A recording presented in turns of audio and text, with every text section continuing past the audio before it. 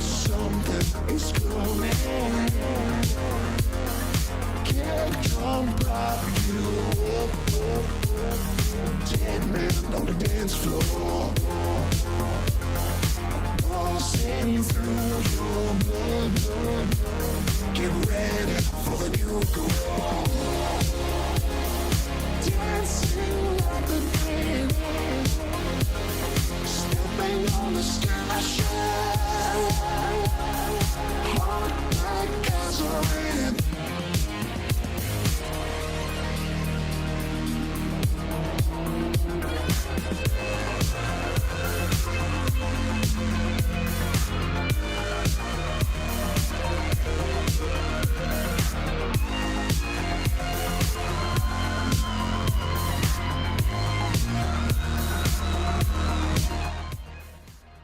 Yo, what's going on, guys? We ended the episode with a call kind of from McKay yesterday on Dippies, and that was at point 2. A lot of us bought and they went up, which was cool. We're almost at a 2x from the buy-in, so we'll talk about Dippies. The market's been down. Projects have really cooled off, except for some in particular that are interesting because I think they have solid teams, and that might be why they're not getting hit as hard. But bunch of news today. Magic hacked. Crazy. Let me get the other guys in here. Yo, what's up, guys? Hey, what's up, man? Yo. Yeah, so Dippies. We ended yesterday with a Dippies call from McKay. McKay, why did you call Dippies? I mean, honestly, when I, on the podcast yesterday, the FUD kind of turned into a call. Originally, I was against the project because, I still am convinced that the team behind Dippies has some connection to Squiggles. I think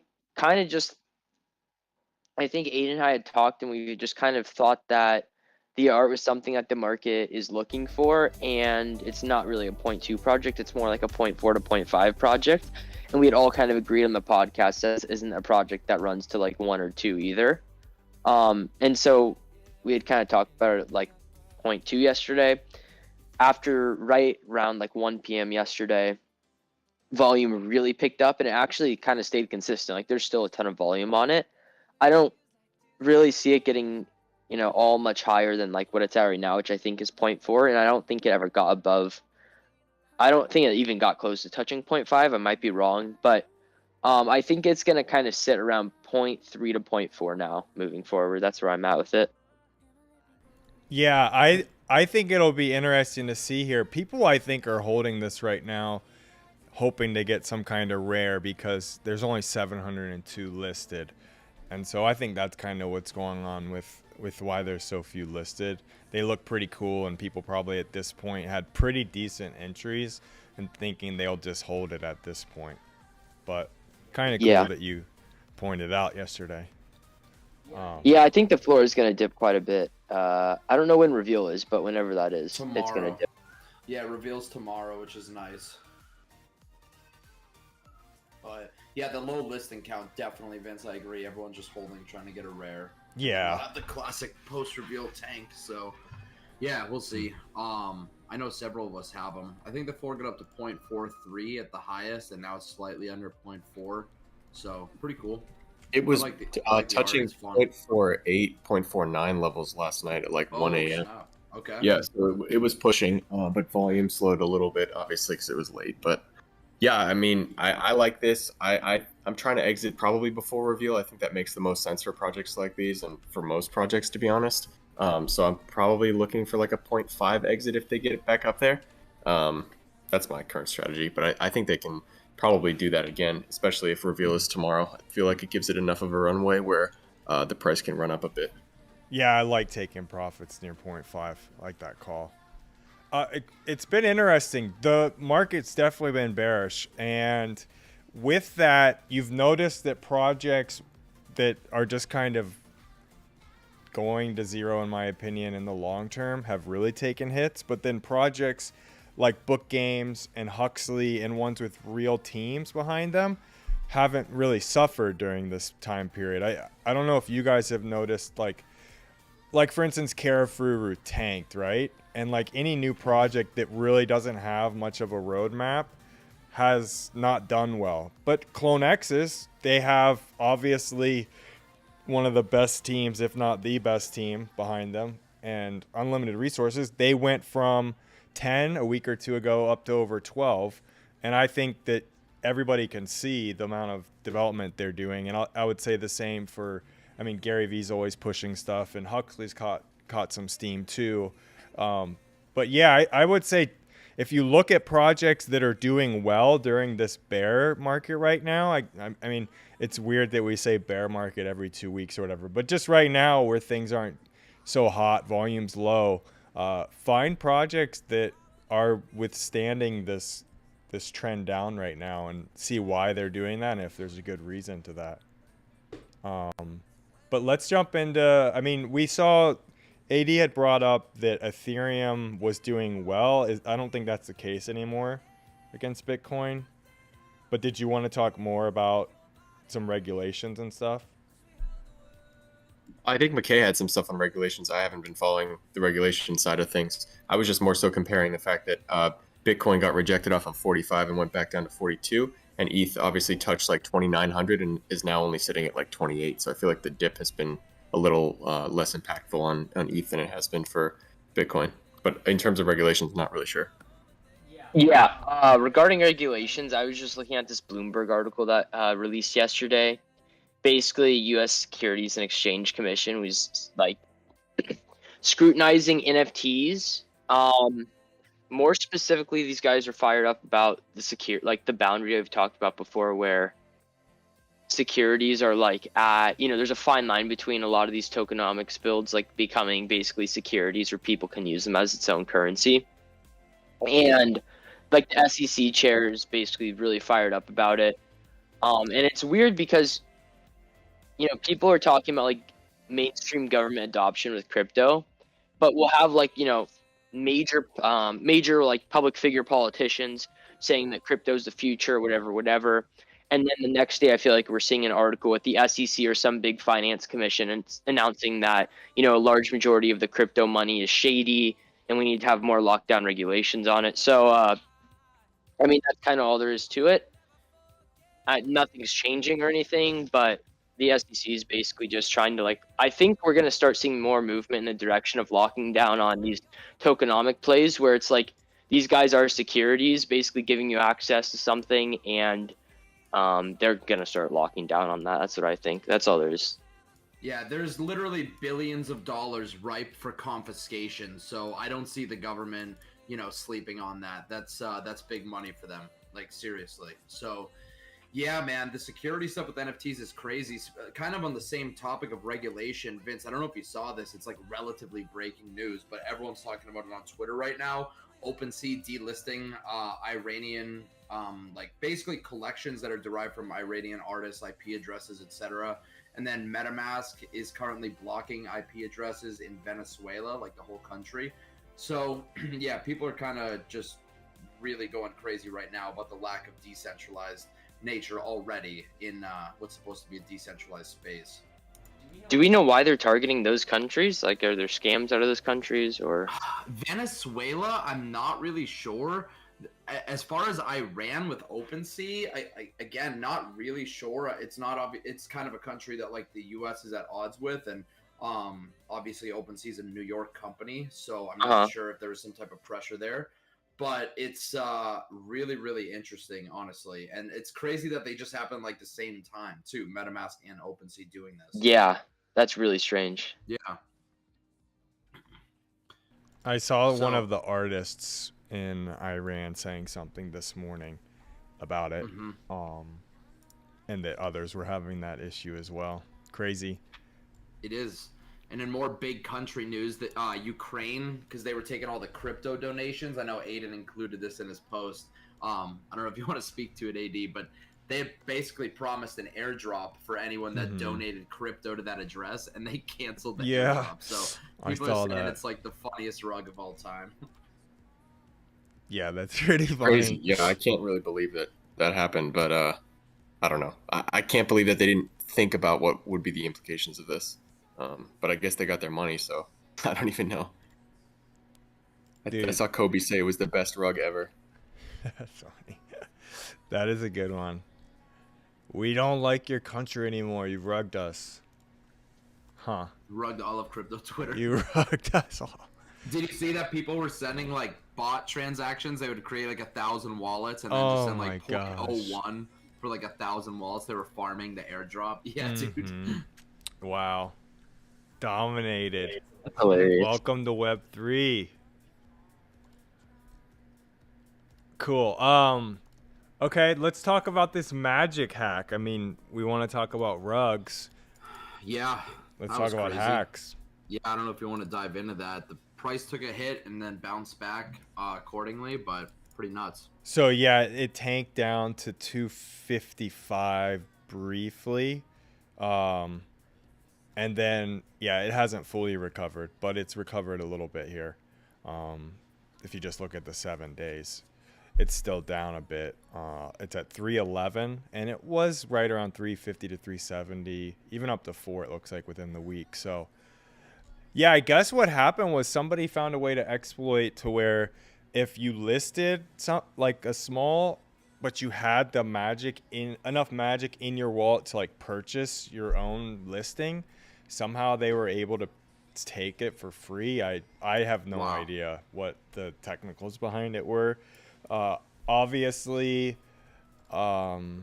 not good look for Treasure, the marketplace, and Magic ecosystem or whatever, and Arbitrum. I mean, I don't think Arbitrum and how that's set up. So I don't know.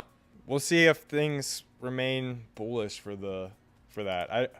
At this point, there's so much going on with that Treasure stuff that I just can't even keep up with it and how exactly it works, like with the projects, and I don't know.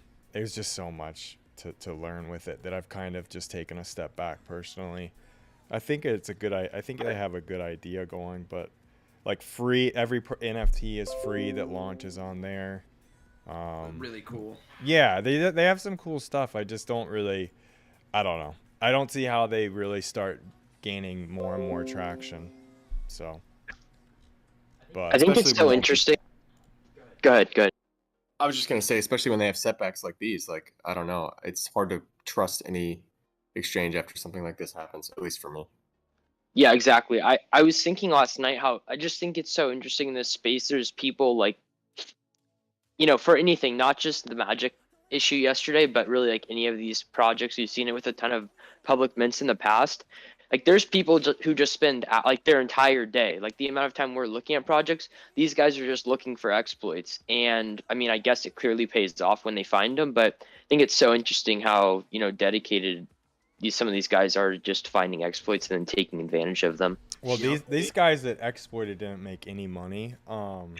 Yeah, but it A definitely. lot of them actually this morning got sent back from the original exploiters that found it and got a lot of those tokens. The bulk of them did get sent back. I want to say there's still like maybe 50 total tokens that are stolen that they're looking into retrieving. But at this point, yeah, there's just no aftermarket. They're not going to be able to sell them or dump them anywhere. So, I guess there was enough pressure put on them. Exactly. Yeah, and arguably, whoever they'll just found make it so they can't too. So. Arguably, whoever found this exploit would have made more money by just taking it straight to Treasure and trying to get a bounty for it. That's what I saw somebody say. They should have just, yeah, exactly. They probably would have too. Yeah, it's such a fatal flaw for sure. But yeah, exactly. McKay's right. There's people like whoever did the exploit with OpenSea. I mean, they made so much money, and it's interesting because like they might have been doing that for a little bit, at least a couple days before anybody really noticed, and they just went like crazy with it. But definitely a lot of people exploiting the early days of Web3. So, and that'll continue when there's all this money involved. It felt like Twitter was super. I mean, obviously people will be upset, but like the outcry on Twitter was really quite passionate last night when all this was going down. Agree. Well, yeah, and they were upset because a competitor of ours literally had a what they have, early access or something. They were collaborating with the Battlefly NFTs that released that day. So it was On Treasure, yeah. yeah. So they were like saying the people that helped to do it, or at least posted about how to do it, was the same group that this day had been promoted by that Battlefly game. So just people that really fueled the anger as well. So yeah. Yeah, bad optics. Even though I don't think that they were the ones that found it or originated it. Based on like the timestamps of everything, it's still just not a good look for anyone that publicly was involved, because it is like you're stealing directly from another person. There's someone on the other end of that. Right. Exactly. Okay, so let's go into is Nico here? Nico, What's up, bro? talk about this Topps Mickey Mantle card. I know you're a big cardboard guy. What do you think about the non aspect of this? Yeah, what do you think about The non-cardboard card? Yeah. Yeah. So Jake and I talked about this yesterday. So basically, they're auctioning off the 52 Mickey Mantle as an NFT. So it's a 1-of-1 NFT, the first auctioned, licensed MLB project here. It's a 4-day auction. It's currently at 3.15 ETH. It's on OpenSea. It's about $9,000. Jake and I originally thought like this was going to go for a lot more than currently where it's at. It's interesting. I mean, it's cool. There's not really any application to it. It's more so just a video with some old pictures of Mickey Mantle and the card, which actually, if you look at it, it's off-centered, which is pretty funny for a digital asset. It's just very Topps-esque of them to release something like that. But I really don't see them pushing it too much. But it looks like it's going to be a kind of a series that they're going to do, is they do have it under the what's the collection called, the Topps Timeless. So I would expect them to release a couple more over the next few months. So a little different than their Candy NFT project that they have going on. But I mean, for me personally, something like this, I would rather the physical card, just being that it's a 70-year-old card. But we'll see how it goes. It's interesting, but like we said with sports cards, I think bridging the gap between card collectors and NFTs is having that balance between physical and digital assets. So I don't know. I think it ends around 30,000. So I think Jake was saying around 40 to 50, but we'll see. There's not a ton of bids on it, honestly. There's only like a handful of people that are bidding on it, and quite a few have no activity on their OpenSea. So they might just be bidding to get involved. But I don't know. We'll see what kind of projects they have going forward. But it's kind of cool to see a little bit more sports cards in the space, something a little bit different than Top Shot. Top Shot, man. I wish there was no Top Shot, because I feel like that shit just made me be 2 to 3 months later on NFTs than I was, because I thought Top Shot was so stupid. Even though I think I heard it like came back and stuff. I don't even know. I can't follow Top Shot. No, there's still dudes. We still have members every couple weeks cashing out their Top Shot, which I think is amazing, or going for Top Shot. Yeah, I think like a big thing with Top Shot now is like people will trade the moments back and forth just to like complete those collections to get those exclusive moments. But there also leads to like a lot of scamming and people stealing Top Shot moments and stuff. But oh my gosh, it's you really got to like basketball to like that stuff, in my opinion. But yeah. Cool. All right, let's get off Topps. There's something for Slump to talk about. That's why we have Slumped here. 6 Rings feature launch. So good transition off of basketball here. This is a project that kind of gained traction pretty quickly over the past 2 weeks. It's ran by a team of people, all very well-known people, but the highlight of it being Michael Jordan's other son, Jeffrey Jordan, not Marcus. And Michael Jordan, if you look at the team involved, he's the top advisor and investor, along with names like Alexis Ohanian, Lonzo Ball, Thrive Capital. So there's really a lot of heavy hitting names and money behind this project. The problem is, I personally think the project itself is kind of dumb.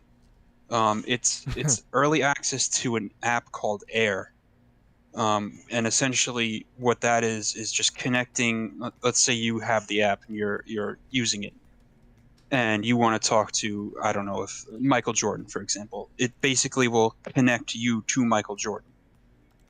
It's cool in concept, but I'm not a sports guy personally, so this to me is kind of dumb. I could see some people really liking this, but I don't know that this is honestly the right space for it. But and this kind of goes back to me starting this off with how it gained all this traction so quickly.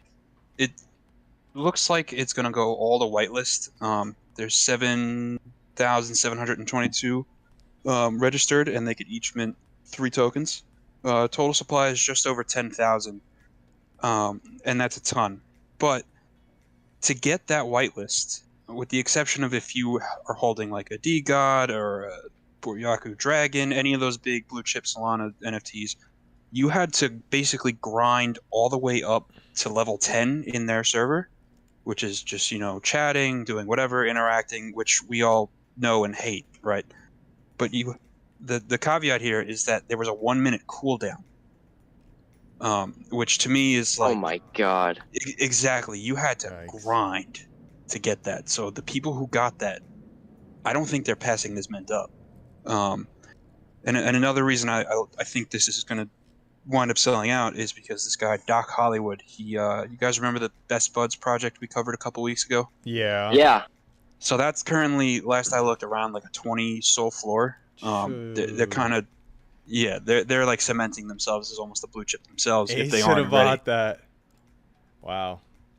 And he's also heavily involved with this project. So it almost seems to me that this is like too big to fail. I actually somehow my friend managed to get a whitelist, but doesn't want to mint 3, so I'm sending him some soul to mint 1. Just I'm gonna risk it.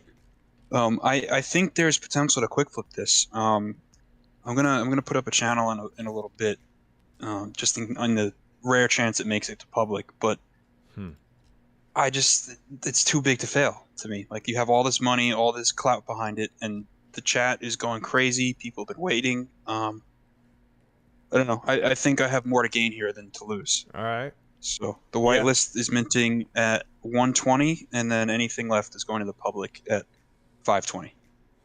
So, and it looks like you get some exclusive airdrops and stuff like that too. So, who knows? Alexis Ohanian being in it is actually, for anyone who's like familiar with Web3 or early tech, is probably more of a sales factor than Michael Jordan, because I'm sure Michael Jordan like heard about it once and has no idea what NFTs are. But absolutely, Alexis Ohanian's like the founder of Reddit. Serena Williams' husband. He's like a huge Bored Ape, Bored Ape holder, CryptoPunk holder. I feel like, he launched Reddit, and that's obviously ginormous. He's also launched other like smaller fintech companies in Silicon Valley. I almost feel like that's someone that I'd be willing to invest in. So I'm sure people are buying it just because his name's attached to it as well. Yeah, I'm very much investing in the people here than the project. Exactly like you said. Cool. I might that's actually go for this. I haven't gone for a soul mint in a week or two, I feel like. Yeah, I think this is actually decently cool. Like, it seems like it's a pretty good application, and just to see like what kind of athletes might get involved with it, I think it might be worth taking a chance on it. Yeah, I think to your sports fan in the space, it totally has appeal. But to me, just not a sports guy, so not a huge fan of it. But people like it, and Or it I might like get on that. here, you never know. Cool. we'll keep an eye out on that one. The is this like feature launch? Is that like a new thing? I haven't really seen. Do they differentiate? I guess I'm trying to ask between specific launches on Magic Eden. I don't Like know giving for priority sure, or something. but if they did, this is totally the one to get it. Right. Let me check out. That's what I was wondering. Of course. This Yeah, would I'm get looking it, at the other ones. They don't have that, They don't so have it, I'm right. gonna. Yep. So basically, this is not a rug like Balloonville, is what they're saying. No, there's no way this could be a rug. I know. I'm kidding. Not with that team involved. Yeah, that was funny, but Balloonville actually did well. So Yeah, they rebounded really well. yeah, They're going crazy right now. they did. Okay, so That's let's them. switch to the what is the error app, Aiden? I have that pulled up. Oh, that's on this, isn't it? That's for Adams. I was thinking Yeah, your good. thing was Air, like Air Jordan. I thought Nope. so too. Oh, it's HEIR, huh? Yep. Okay. Huh.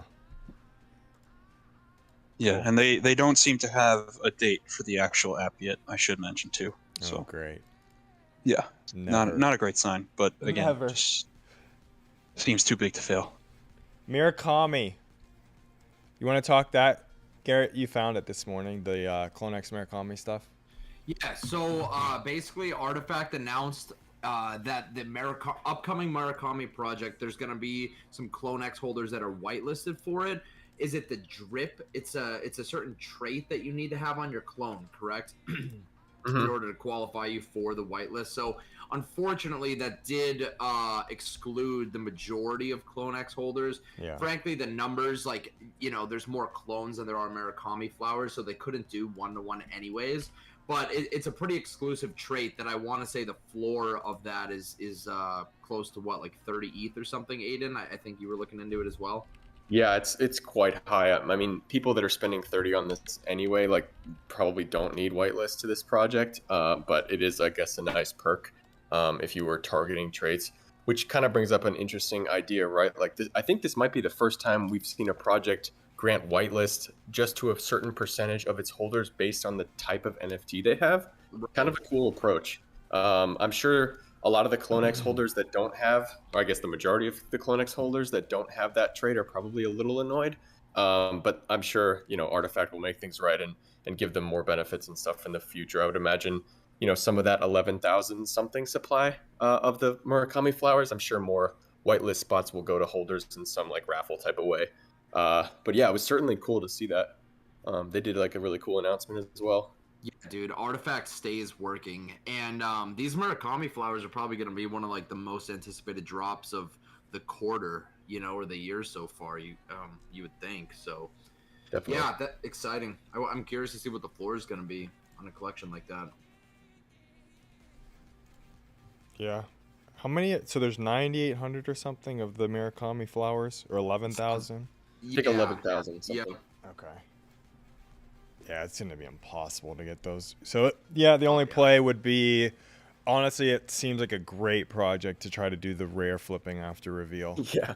Like, I was just gonna say, seems your perfect strategy is for probably that. gonna be good here. Yeah, that just seems like the ideal project.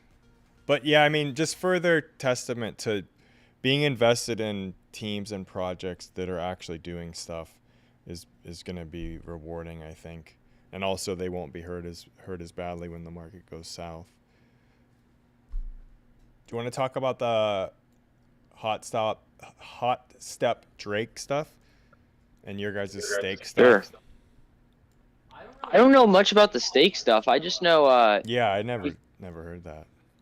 yeah, Aiden could probably touch on that. But as far as the hot step shoes go, it's like Drake's Nocta brand. We've seen them released before. This is probably the most profitable sneaker. If it might be the first sneaker they've done. I know they did clothes in the past. They've done several clothes collaborations together. But as far as the shoes go, they released yesterday at 12 a.m. on Nocta's site. It was Shopify. It looks like they had no anti-bot. Anyone who was awake basically said it was the easiest Shopify drop that they've seen in a while. There were a lot of guys who were hesitant because it's not a great looking shoe at all. and it wouldn't flip if Drake's name wasn't on it. But the prices are fine. I think they're still like just around 300. I actually think prices are going to drop quite a bit. I just don't know how like the demand could sustain. But like even like Mech, I was looking in the Mech server. Mike from Mech, shout out to Mike, was saying that like they were bricks. He was like, I'm not even gonna put up a guide. Like he just said they're bricks. So a lot of guys kind of underestimated these, which I actually think is why prices are doing so well. But it's not like a shoe that we're gonna run super heavy.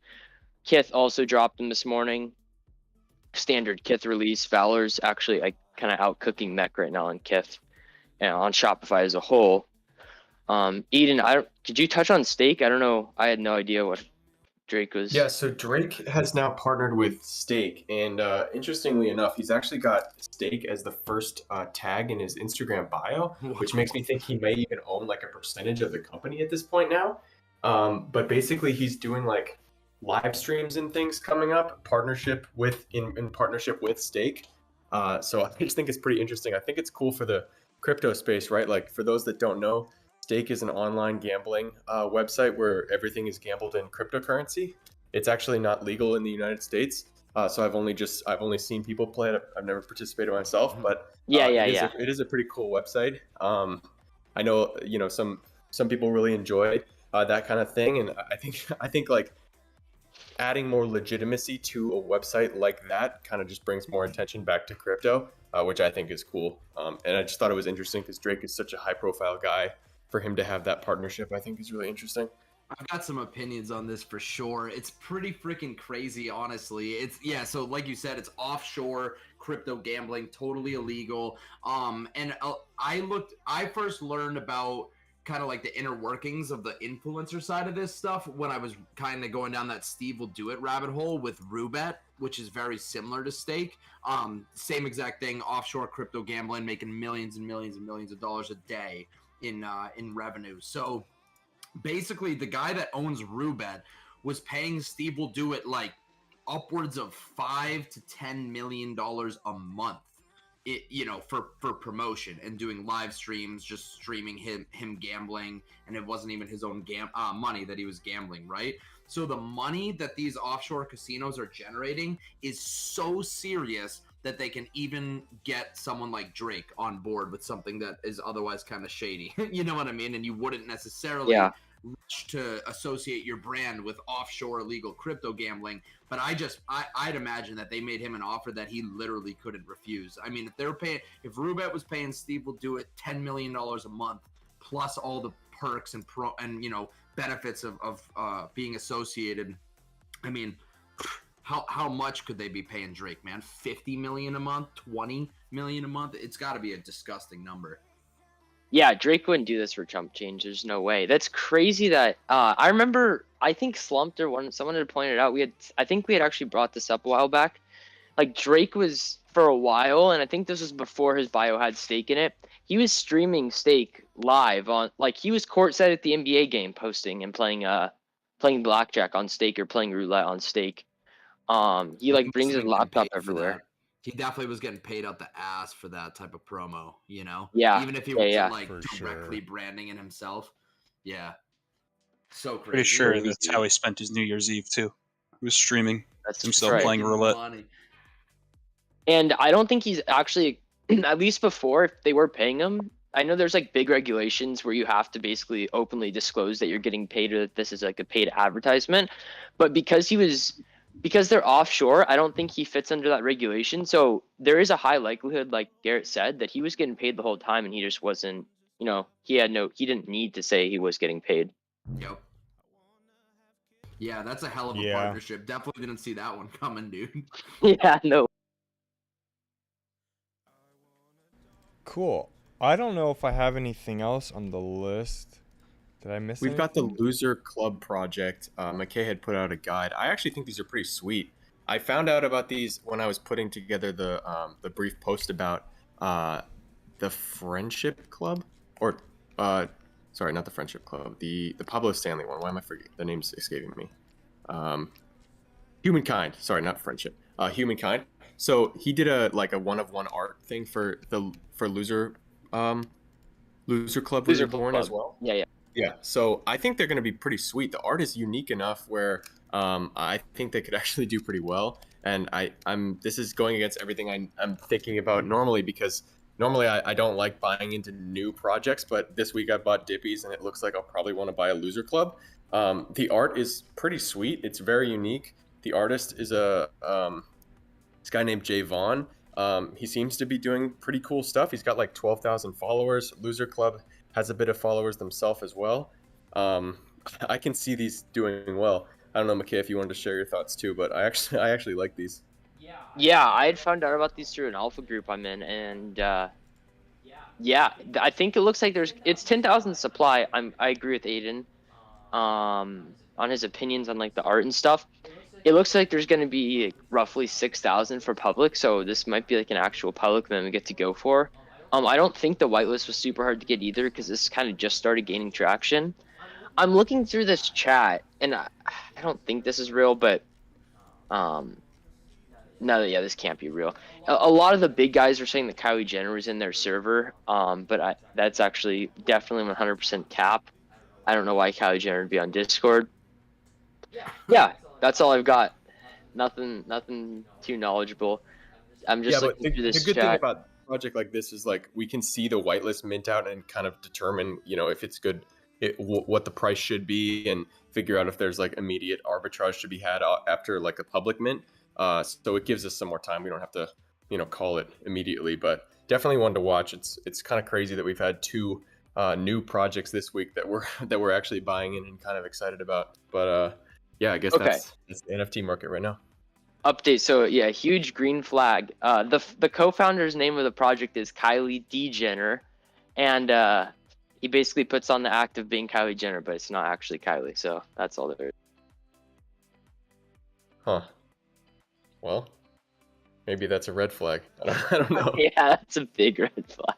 No, it's not a rug or anything. I think it's fine. I'll go for it. There's actually a public mint. I'll go for it.